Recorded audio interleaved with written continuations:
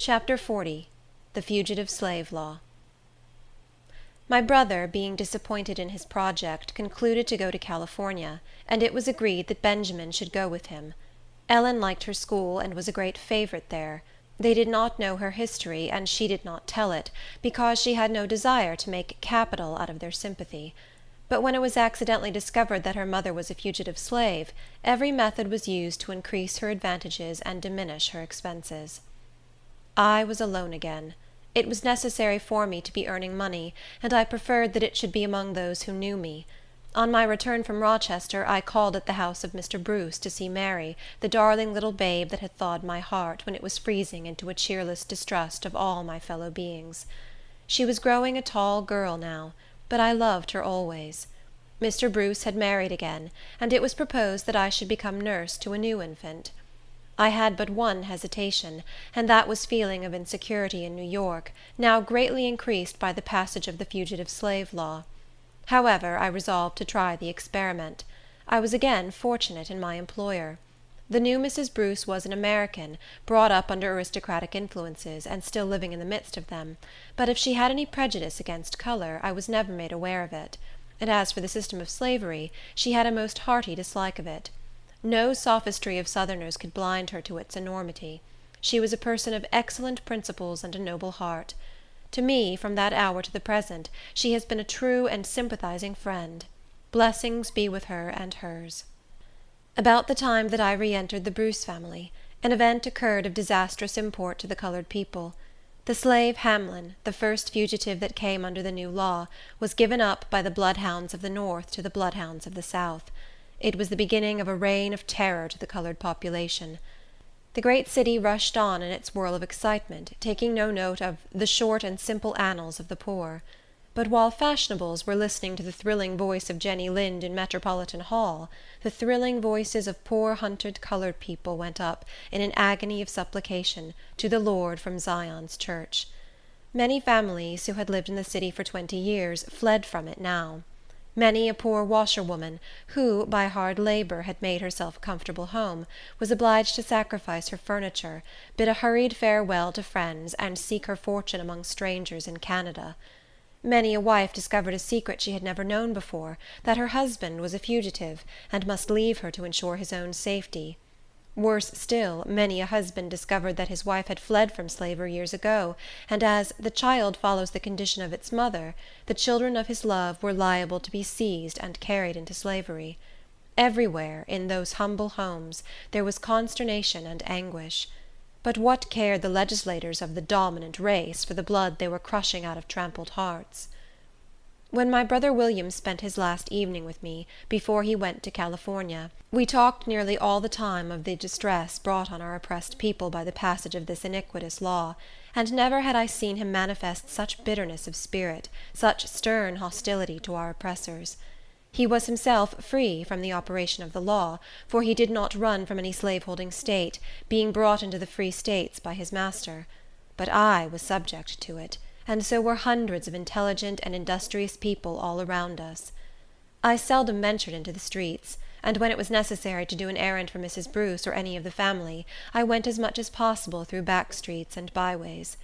What a disgrace to a city calling itself free, that inhabitants, guiltless of offense and seeking to perform their duties conscientiously, should be condemned to live in such incessant fear, and have nowhere to turn for protection. This state of things, of course, gave rise to many impromptu vigilance committees. Every colored person, and every friend of their persecuted race, kept their eyes wide open. Every evening I examined the newspapers carefully, to see what Southerners had put up at the hotels. I did this for my own sake, thinking my young mistress and her husband might be among the list. I wished also to give information to others, if necessary; for if many were "running to and fro," I resolved that knowledge should be increased. This brings up one of my Southern reminiscences, which I will here briefly relate. I was somewhat acquainted with a slave named Luke, who belonged to a wealthy man in our vicinity. His master died, leaving a son and daughter heirs to his large fortune. In the division of the slaves, Luke was included in the son's portion. This young man became a prey to the vices, and when he went to the North to complete his education, he carried his vices with him. He was brought home, deprived of the use of his limbs by excessive dissipation. Luke was appointed to wait upon his bedridden master, whose despotic habits were greatly increased by exasperation at his own helplessness. He kept a cowhide beside him, and for the most trivial occurrence he would order his attendant to bare his back and kneel beside the couch, while he whipped him till his strength was exhausted. Some days he was not allowed to wear anything but his shirt, in order to be in readiness to be flogged. A day seldom passed without his receiving more or less blows. If the slightest resistance was offered, the town constable was sent for to execute the punishment, and Luke learned from experience how much more the constable's strong arm was to be dreaded than the comparatively feeble one of his master. The arm of his tyrant grew weaker, and was finally palsied, and then the constable's services were in constant requisition. The fact that he was entirely dependent on Luke's care, and was obliged to be tended like an infant, instead of inspiring any gratitude or compassion towards his poor slave, seemed only to increase his irritability and cruelty. As he lay there on his bed, a mere degraded wreck of manhood, he took into his head the strangest freaks of despotism, and if Luke hesitated to submit to his orders, the constable was immediately sent for. Some of these freaks were of a nature too filthy to be repeated. When I fled from the house of bondage, I left poor Luke still chained to the bedside of this cruel and disgusting wretch. One day, when I had been requested to do an errand for Mrs. Bruce, I was hurrying through back streets, as usual, when I saw a young man approaching, whose face was familiar to me. As he came nearer, I recognized Luke. I always rejoiced to see or hear of any one who had escaped from the Black Pit. I was peculiarly glad to see him on northern soil, though I no longer called it free soil. I well remembered what a desolate feeling it was to be alone among strangers, and I went up to him and greeted him cordially. At first he did not know me, but when I mentioned my name he remembered all about me. I told him of the Fugitive Slave Law, and asked him if he did not know that New York was a city of kidnappers. He replied, "The risk ain't so bad for me as 'tis for you, 'cause I runned away from the speculator, and you runned away from the massa. Dem speculators vont spend der money to come here for a runaway, if dey ain't certain sure to put der hands right on him. And I tell you, I's took good care about dat. I had 2 hard times down dar to let 'em catch dis nigger." He then told me of the advice he had received and the plans he had laid. I asked if he had enough money to take him to Canada. "'Pend upon it, I hab," he replied. "I took care for that. I been working all my days for dem cussed whites, and got no pay but kicks and cuffs. So I thought this nigger had a right to money enough to bring him to the Free States. Massa Henry, he lived till everybody'd wish him dead, and when he did die, I knowed the devil would have him, and wouldn't want him to bring his money along too. So I took some of his bills and put 'em in the pocket of his old trousers, and when he was buried, dis nigger asked for dem old trousers, and dey was give to me." With a low, chuckling laugh, he added, "You see, I didn't steal it. They guv it to me. I tell you, I had mighty hard time to keep the speculator from finding it, but he didn't get it." This is a fair specimen of how the moral sense is educated by slavery. When a man has his wages stolen from him year after year, and the laws sanction and enforce the theft, how can he be expected to have more regard to honesty than has the man who robs him? I have become somewhat enlightened, but I confess that I agree with poor, ignorant, much-abused Luke in thinking that he had a right to that money, as a portion of his unpaid wages. He went to Canada forthwith, and I have not since heard from him. All that winter I lived in a state of anxiety. When I took the children out to breathe the air, I closely observed the countenances of all I met. I dreaded the approach of summer, when snakes and slaveholders make their appearance.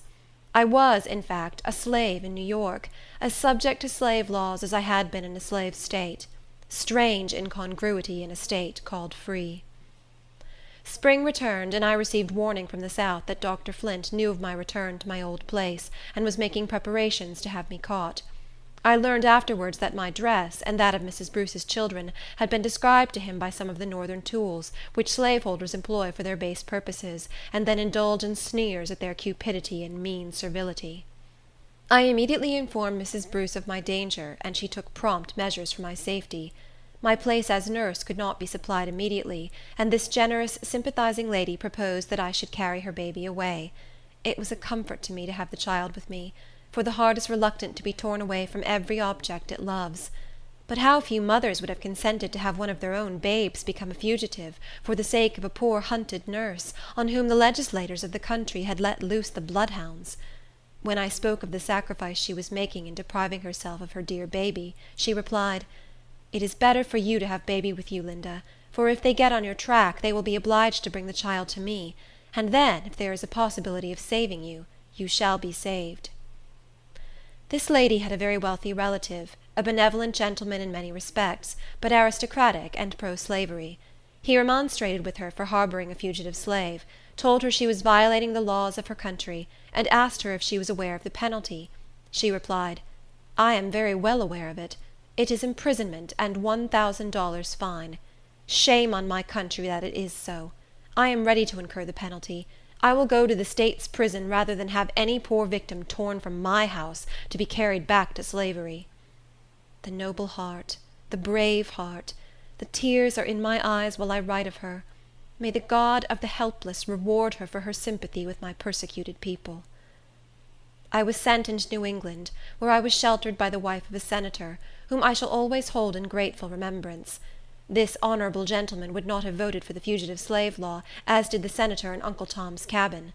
On the contrary, he was strongly opposed to it, but he was enough under its influence to be afraid of having me remain in his house many hours. So I was sent into the country, where I remained a month with the baby. When it was supposed that Dr. Flint's emissaries had lost track of me and given up the pursuit for the present, I returned to New York. End of Chapter 40.